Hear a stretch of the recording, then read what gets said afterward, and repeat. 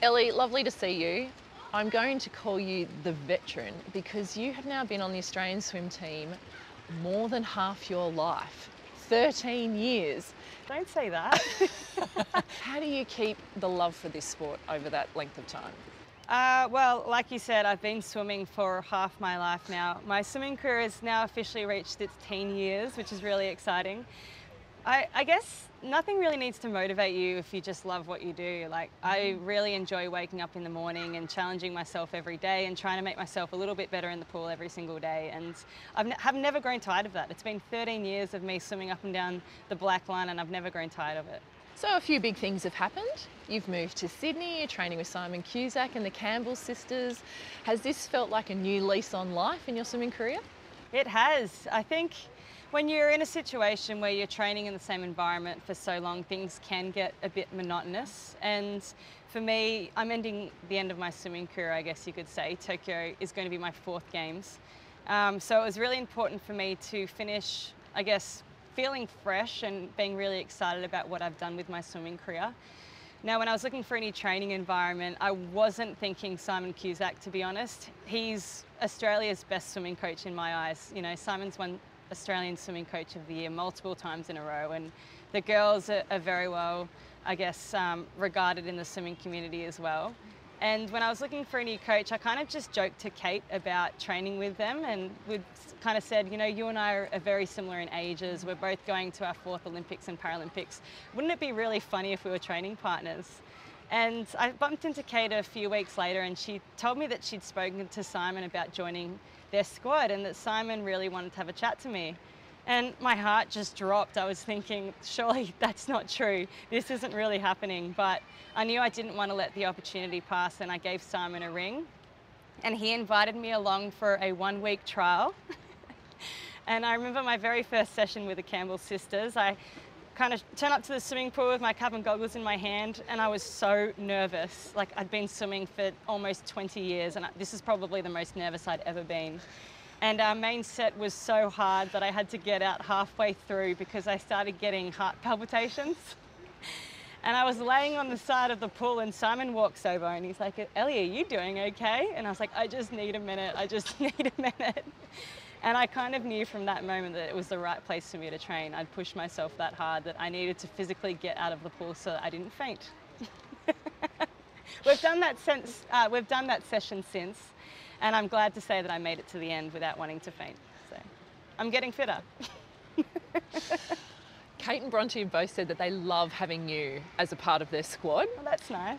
So I'm guessing the feeling is mutual. My question is, you are all very similar. You can all talk underwater with a mouthful of marbles. Do you stop talking long enough to actually do a session? No.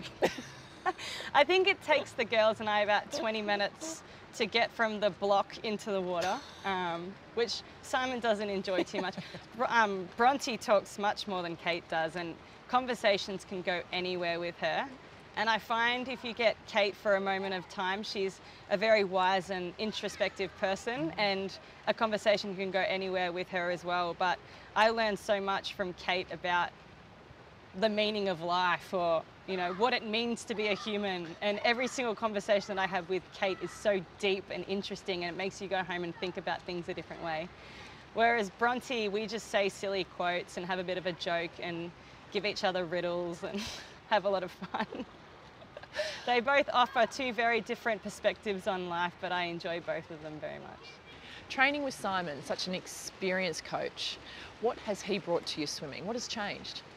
I think the interesting thing about the relationship that Simon and I have is that I've never been coached by somebody of his calibre who has been to so many Olympic Games and has such a different outlook in terms of what it means to be a sprinter. And on the opposite end of the spectrum, for him, he's never really worked with a Paralympic swimmer before and has never really had the issue of, you know, really bad hip stability in the water and what it means to be a leg amputee in the water. So, you know, when Simon looks at my stroke, you can tell that his mind is ticking over on things that he can change, and he's completely torn my stroke apart. I think he's given me about 15 new tips on my freestyle alone, And he stands at the end of the pool every single day and is correcting me. And to have a coach who's that dedicated and wanting to produce a good performance regardless of whether somebody's an Olympian or not, I think really speaks to his passion in swimming. You know, it doesn't matter if you're the Campbell sisters or not. If you're in his squad, he wants to make you the best swimmer that he can be, and that's a coach that I want to be under for sure. With all that experience, you are staring down the barrel of a very possible 4th Paralympics, possibly your 3rd consecutive gold in the 100 backstroke. What inspires you? What are your goals? What do you allow yourself to dream about in the next 18 months?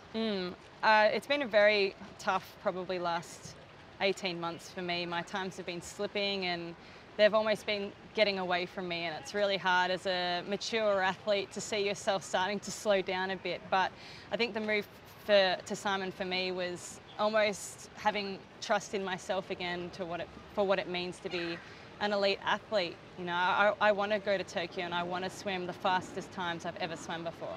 You inspire so many. You've had so many incredible experiences, but do you think about what you are doing to inspire the next generation of para-athletes? I think Commonwealth Games was a real eye-opener for me in terms of inspiring the next generation. One, people were starting to call me the veteran for the first time, which is a word that I don't warm to very well, but at the same time I understand that I have been on the swim team for a very long time. At the Commonwealth Games, I had kids sending me fan mail, you know, as young as 5 years old, and they were able-bodied kids drawing stick figures of people with one leg, people in wheelchairs, and it really warmed my heart because kids as young as 4 or 5 are understanding what it means to have a disability in today's society, and that's something that I didn't grow up with. So for me to be able to change their perceptions on what having a disability means, you know, you can still be an elite athlete and have a disability at the same time, is very special.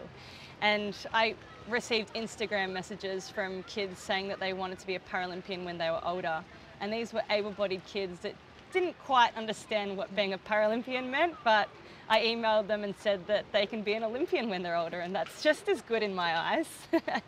But I love going to the Paralympics or to a competition and seeing kids with disabilities coming up and saying, we really loved watching you race, Ellie, you know, I'm going to go to the pool and try to be a Paralympian. And I think they think it's something that's going to happen overnight, and there are many, many, many years of preparation behind becoming a successful Paralympian, but the fact that they're getting started, for me, is enough.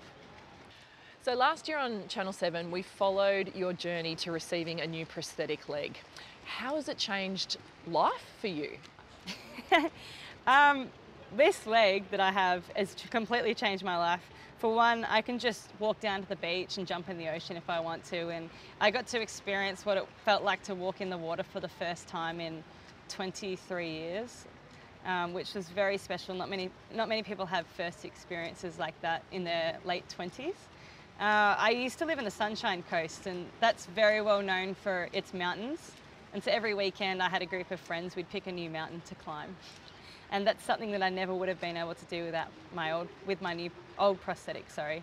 But basically, for me, there's no limitations on anything anymore. If somebody says to me, do you want to go paddleboarding today? I'm like, sure, let's go paddleboarding. Do you want to go surfing? Sure, let's go surfing.